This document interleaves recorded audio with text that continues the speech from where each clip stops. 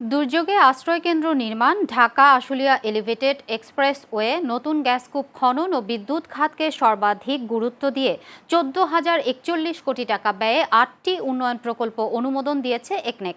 আজ সচিবালয়ে প্রধানমন্ত্রী তারেক রহমানের সভাপতিত্বে অনুষ্ঠিত সভায় এসব প্রকল্প অনুমোদন দেয়া হয়েছে।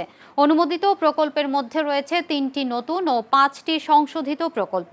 মোট ব্যয়ের মধ্যে সরকারের নিজস্ব অর্থায়ন 10,494 কোটি 21 লাখ এবং বৈদেশিক ঋণ থেকে আসবে 3,550 কোটি 44 লাখ টাকা। এছাড়া স্বাস্থ্য খাতেও উদ্যোগ নিয়েছে সরকার।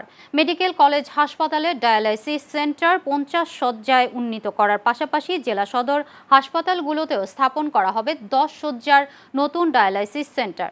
পাশাপাশি আজ সভায় 50 কোটি টাকার কম ব্যয়ের আরও 11টি অনুমোদিত প্রকল্পের তথ্য একনেককে অবহিত করা হয়।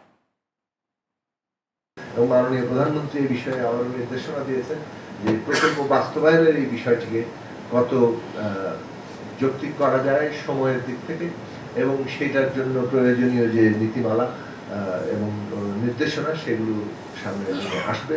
এই কাজগুলো করা হচ্ছে এবং খুব শীঘ্রই এ বিষয়ে আমরা একটা জায়গায় পৌঁছাতে পারবো।